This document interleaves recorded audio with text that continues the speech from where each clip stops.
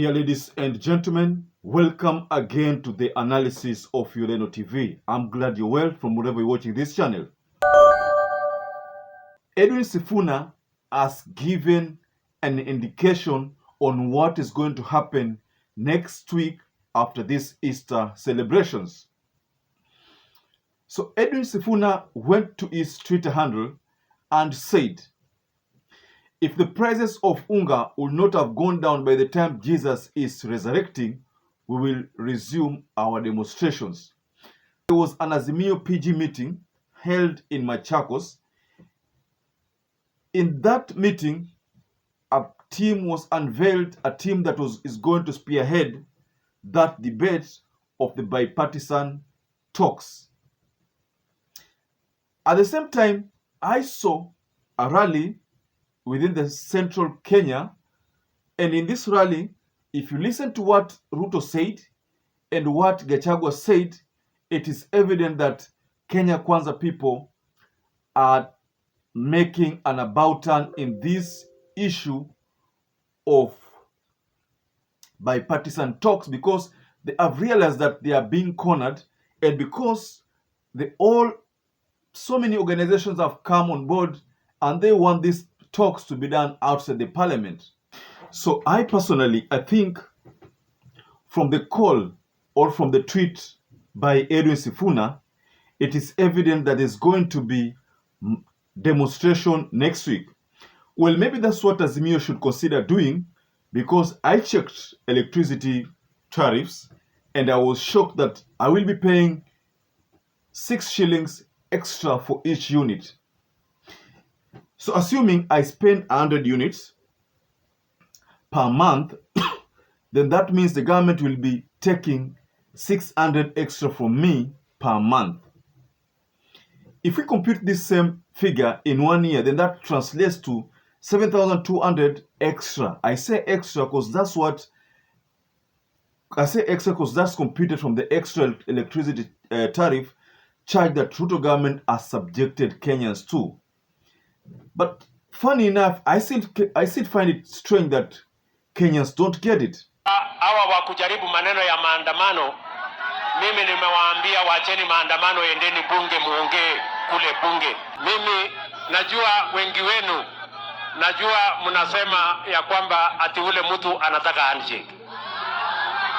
Yaani mimi nataka niwaulize. So mumesema ati mambo ya handshake, ndio wasifikirie. Unajua wanafikiria ati ni sisi ndio tumekataa. Ni nani? Si nyinyi ndio mmekataa? Si mmekataa mambo ya handshake? Hebu nione wale wanasema hakuna mambo ya handshake. Sasa wawaje kusumbua sisi, si ndio? Nilikuwa nasikia juzi ati wanasema wanataka mpango kama ile ya Kofi Annan ambayo iliwapatia nusu mkate.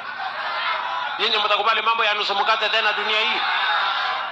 So tunamwambia mzee wa kitendawili, handshake hakuna, cooperation hakuna, handshake hii ingine inaitwa nusu mkate hakuna, si ndio?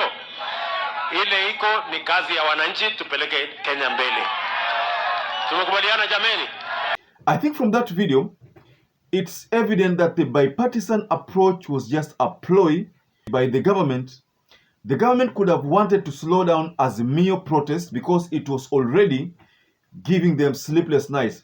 No wonder Gachagua these days does not report to office at 5 a.m. like he used to, during demonstrations. So this is enough indication that the faction of Kenya Kwanza is not ready for any kind of talks with Azimio One Kenya Alliance. So I personally think, as a Kenyan citizen, I think RAILA Odinga should just embark on the weekly demonstrations until that time when the government will be serious about these issues. So the bipartisan approach is not about handshakes. Like I hear people saying, it is not about handshakes. The bipartisan approach is all about solving these electoral injustices and giving each player in any kind of election a fair say and a fair hearing. I'm taking an example of completing the system of IEBC. That's just an example. IEBC process cannot be complete if auditing is not done. In any system, there is always what we call a system audit. An extensive audit must be done. An audit can be done on the application itself or on the server level to ascertain any irregularity, to ascertain any malpractice, because anything can happen. Anything can be done to shortchange the other opponent. So that's why this system, for it to be complete, an extensive audit must be conducted. And that's why Raila Amolo Odinga keeps saying that the server must be opened. When the servers are opened, then that means access is allowed. Then the people, the IT people within the Azimio, can now get a time to audit the logical flows of that server, of the algorithm server. So I agree with Edwin Sifuna when he says that if the cost of living is not dealt with before Jesus resurrects, that is on Sunday, then they should just take it to the streets. Maybe that's the best option, because if you look at what happened today, during the rally today by Ruto and Gachagua and Nini Nyoro, the trio were not giving hopes to these bipartisan talks. I think this is the reason why they're not giving it hopes, because they have realized that they are not going to win. But the fact is it's not a matter of winning. It is a matter of giving people, Kenyans, what's right for them. The best thing that can be done to Kenyans is to come up with an amicable solution to this stalemate, so that going forward, we will not find ourselves in such kind of, hardships. So the civil society have spoken, the churches have spoken, other players have spoken. I remember David Mwaure, and I made that analysis about David Mwaure. I'm not going to talk about it in this analysis, but in that analysis, David Mwaure had sought to be enjoined. I also saw someone by the name Ekuru Okot also seeking a different narrative, a separate narrative from the bipartisan talk. But he's not going to discuss about Ekuru Okot in this session. But this session, we just want to categorically say that a looming demonstration, that there is going to be a demonstration next week, and this demonstration is inevitable.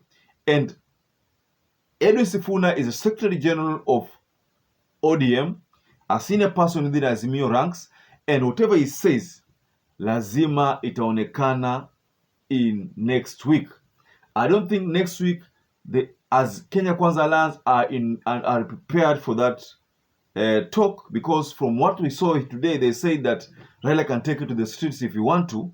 That means these people are not serious about the talks. So I'm foreseeing a scenario whereby Raila Amolo Odinga will just be forced to go back to the streets and enforce the agenda. Maybe then that's the time now Ruto will see sense in what Raila Amolo Odinga has been talking about, and maybe we'll call Raila Amolo Odinga again for seriousness. But the seriousness here is that the talks have to be akin to the national accord that involve players outside the parliament.